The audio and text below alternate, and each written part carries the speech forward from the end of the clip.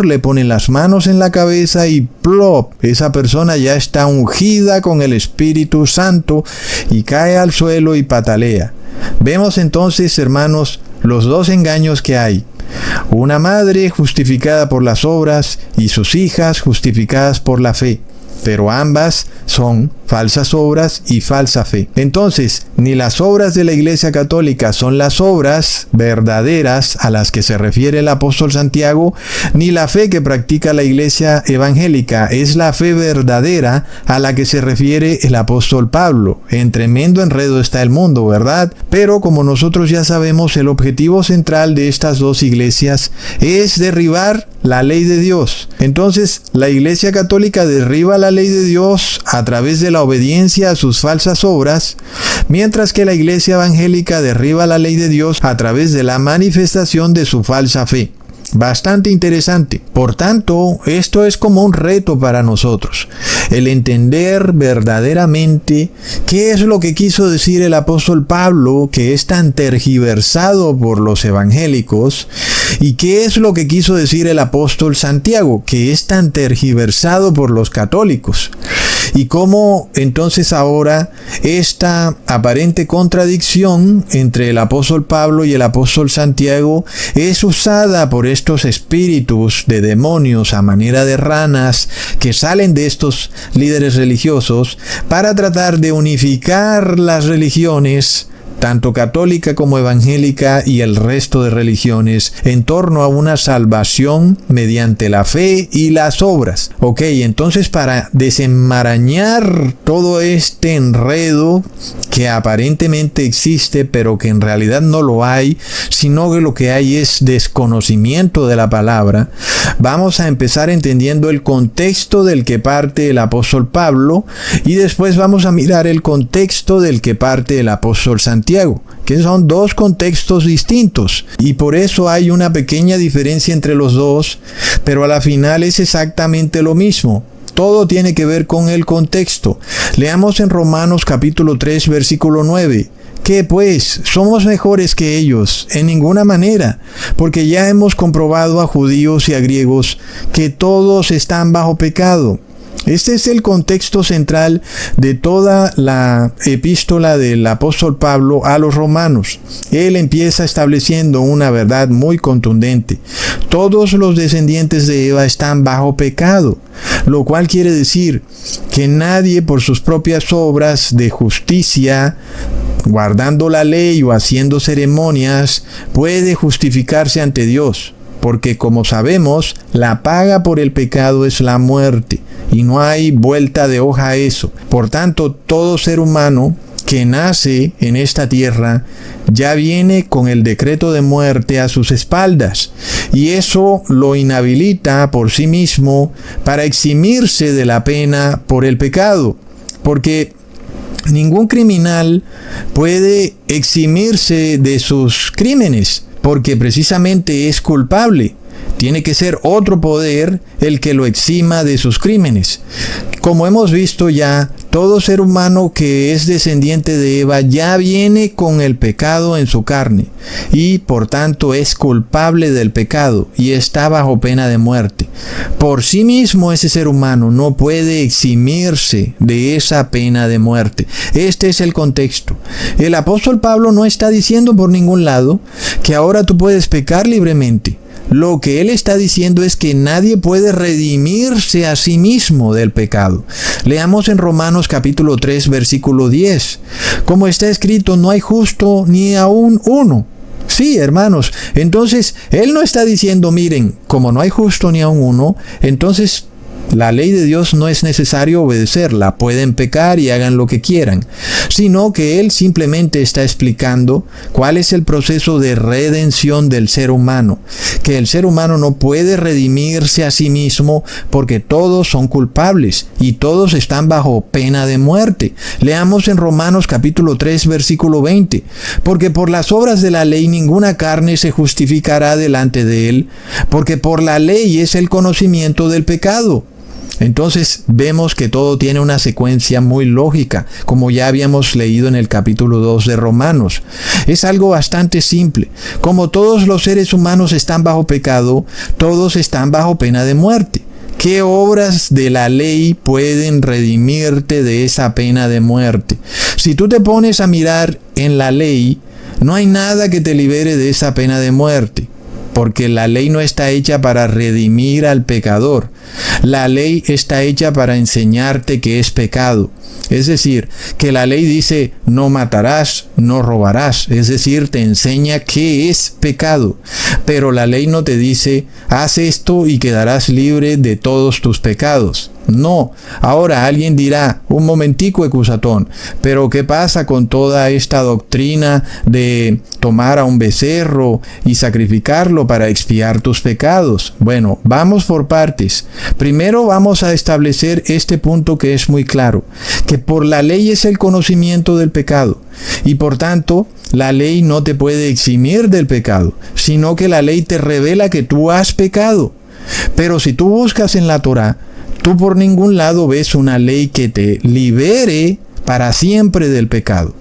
Puede que hayan ceremonias que de alguna manera te eximan de la ira de Dios en ese momento, pero una ley que te exima para siempre del pecado y que tú dejes de pecar y que entonces ya la muerte no se apodere de ti, pues esa ley no existe en la Torá por ningún lado, y tú la puedes buscar de arriba abajo, de izquierda a derecha, y en el Viejo Testamento no la vas a encontrar, porque no hay ningún mandamiento que diga el hombre que haga esto o aquello será libertado del pecado y ya la muerte no se podrá apoderar de él. No lo hay, porque lo que dice la ley de Moisés es que el hombre que guarda los mandamientos vivirá, es decir, el que los cumpla todos. Pero resulta que los hombres han heredado de Eva una imperfección y entonces se equivocan y pecan, aun y cuando no quisieran.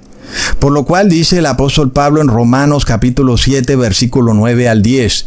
Y yo sin la ley vivía en un tiempo, pero venido el mandamiento, el pecado revivió y yo morí. Y hallé que el mismo mandamiento que era para vida, a mí me resultó para muerte. Está bastante claro. Todos los mandamientos y los guardas te dan vida eterna. De hecho, es lo que ocurre con los ángeles del cielo. Ellos guardan perfectamente la ley y tienen vida eterna.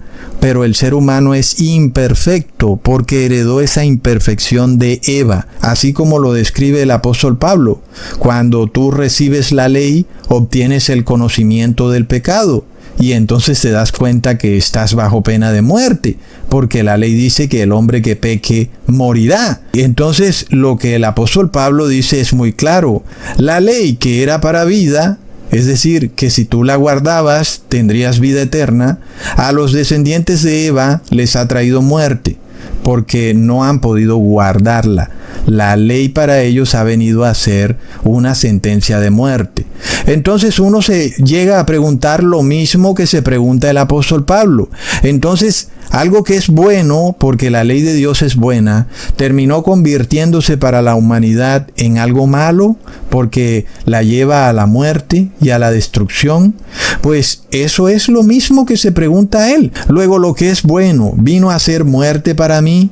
En ninguna manera, sino que el pecado, para mostrarse pecado, produjo en mí la muerte por medio de lo que es bueno, a fin de que por el mandamiento el pecado llegase a ser sobremanera pecaminoso. Así que sí, no podemos pensar que la ley es mala. La ley es buena porque nos muestra nuestros errores, la imperfección del ser humano. Y no quiere decir entonces que porque estamos bajo pena de muerte la ley sea mala, sino que somos nosotros los que tenemos el error. Y la ley nos revela que nos comportamos mal, que lo que hacemos no está bien. Y por tanto la ley no está para nuestra maldición, sino para que aprendamos a comportarnos bien, a hacer lo que es correcto. Y sobre todo, que aquellos que se comportan mal, pues es justo que reciban una condena de muerte. Ahora, ¿qué hacer entonces con los pecadores? porque todos están bajo pena de muerte, como dijo el apóstol. No hay justo ni aun uno, lo cual quiere decir que todos tienen el decreto que dice la paga por el pecado es la muerte. Pero luego entonces viene el problema. Si Dios no hace nada, porque según la ley no hay nada que redima al ser humano a través de la ley de esa pena de muerte, no hay absolutamente nada. Podemos repasarnos toda la Torá y no vamos a encontrar nada que redima al ser humano de la pena de muerte. Y es lo que Dios resuelve, que tú eres salvado a través de la fe. Porque la ley no puede redimirte, sino que antes, por el contrario, por la ley te das cuenta que has cometido un error y que ahora estás bajo pena de muerte. Por lo tanto, entonces tienes que redimirte por la fe. Y esta fe no aparece en la ley. Es decir, no hay ningún mandamiento en la ley, hablando del Viejo Testamento, que diga, debes tener fe y entonces todos tus pecados serán expiados. Ese mandamiento no existe.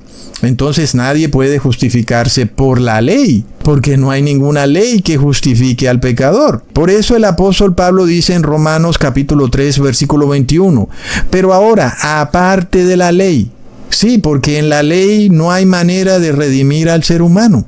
Se ha manifestado la justicia de Dios, testificada por la ley y los profetas. Y entonces, ¿qué es esto que viene aparte de la ley? ¿Qué es esta justicia de Dios?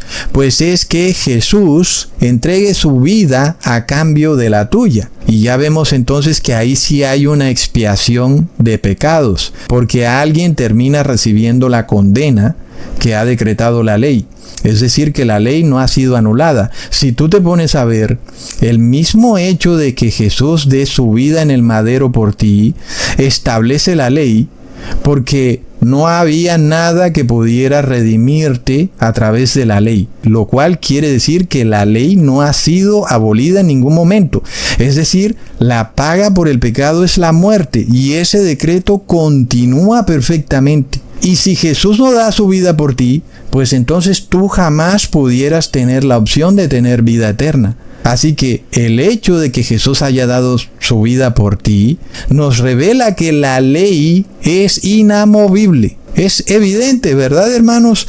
Porque supongamos que tú cometes un delito y tú no quisieras pagar la condena por ese delito. Pues la única manera de no pagar la condena por ese delito es que alguien lo pague por ti. Y si alguien lo paga por ti, eso quiere decir que la ley sigue válida, porque esa persona recibe la condena que tú has debido recibir. Entonces vemos que la Torá nos dice que el hombre que peque debe responder por sus propios pecados. Y ahora, ¿qué ocurre? Jesús está respondiendo por tus pecados. Ahí es donde los ateos y judíos patinan. Ellos no entienden qué pasa aquí. Ellos dicen, mira, la Biblia se contradice. Hasta se ríen, hermanos. Es bastante curioso, porque ellos dicen que no es posible que Jesús haya pagado tus pecados, porque la ley dice que el hombre debe pagar por sus propios pecados. Pero esta redención no es por la ley, como dice el apóstol Pablo, es aparte de la ley, o como también podría decirse, es aparte de las obras de la ley, porque de nuevo, en la ley no hay ninguna ley que te exima o te redima de tus pecados, no la hay. Entonces solo es por fe en Jesús que tú eres redimido del pecado.